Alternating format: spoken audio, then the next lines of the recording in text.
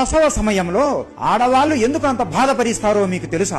ఒక ఊరిలో ఒక రైతు దగ్గర ఒక ఆవు ఉండేది. ఆ ఆవు ప్రతిరోజు చాలా ఎక్కువ పాలు ఇచ్చేది. ఆ పాలని అమ్ముతూ ఆ రైతు ఎంతో ధనవంతుడు అయిపోతాడు. ఆ రైతు ఎంతో ప్రేమగా ఆ ఆవును చూసుకునేవాడు. కానీ ఒకరోజు ఆ ఆవు పాలు ఇవ్వడం ఆపేసింది. ఆ రైతు ఎంత ప్రయత్నించినా ఆ ఆవు నుండి ఒక్క చుక్క కూడా పాలు రావు. కోపంతో ఆ రైతు ఆవును కొట్టి ప్రతిరోజు హింసించేవాడు. ఒకరోజు ఆవును కొట్టి అతనే విసిగిపోయి ఆ ఆవుని తరిమేస్తాడు. ఆ ఆవు బాధపడుతూ ఏడుస్తూ, భగవంతుడా, నువ్వు ఈ మనుషులకి ఇంత అహంకారము, ఇంత కఠినమైన మనసు ఎందుకు ఇచ్చావు? నేను ఇన్ని రోజులు పాలు ఇచ్చాను అని ప్రేమగా చూసుకున్నాడు. ఇప్పుడు నేను గర్భవతిని అని పాలు ఇవ్వలేకపోయాను. ఆ మాత్రం అతను తెలుసుకోలేక పాలు ఇవ్వట్లేదు అని నన్ను కొట్టి తరిమేశాడు. ఇప్పుడు నేను ఏం చేయాలి అని బాధపడుతూ అడవిలోనే తిరుగుతూ ఉంటుంది. కొన్ని నెలల తర్వాత ఆ ఆవు ఒక దూడకి జన్మనిచ్చింది. ఆ సమయంలోనే అప్పుడే అక్కడికి ఒక యువరాణి వేటకు వచ్చింది. అప్పుడు ఆవు ఆ యువరాణితో,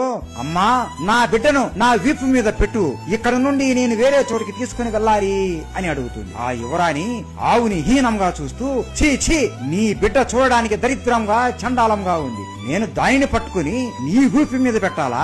బ్రతికితే బ్రతుకు, లేదంటే చావు అని అవమానిస్తుంది. ఇది విని ఆ ఆవుకి ఎంతో బాధ వేస్తుంది. తన బిడ్డని చూసుకుని ఎంతో బాధపడుతుంది. ఆవు కోపంతో ప్రసవ సమయంలో ఎంతో నొప్పిని భరించి అలిసిపోయి నిన్ను సహాయం కోరాను.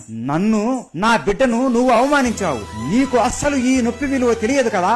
ఇక నుండి ప్రసవ సమయంలో నేను పడిన బాధ కన్నా 100 రెట్లు ఎక్కువ బాధ మీరు పడతారు. అలాగే మీకు పుట్టిన బిడ్డ 9 నెలల వరకు నడవలేదు. కానీ ఆవుకు పుట్టిన బిడ్డలు మాత్రం ఇక నుండి పుట్టినప్పటి నుండి నడుస్తాయి అని ఆ యువరాణిని చెప్పిస్తుంది. ఆ ఆవు శాపం మనుషులకి దయ మరియు కరుణ విలువను తెలియజేస్తుంది. అలా ఇప్పటికీ ప్రతి ఒక్క ఆడవాళ్ళు ఈ శాపాన్ని అనుభవిస్తున్నారు. గోమాత అంటే మీకు ఇష్టం ఉంటే జై గోమాత అని కామెంట్ చేయండి. జై గోమాత.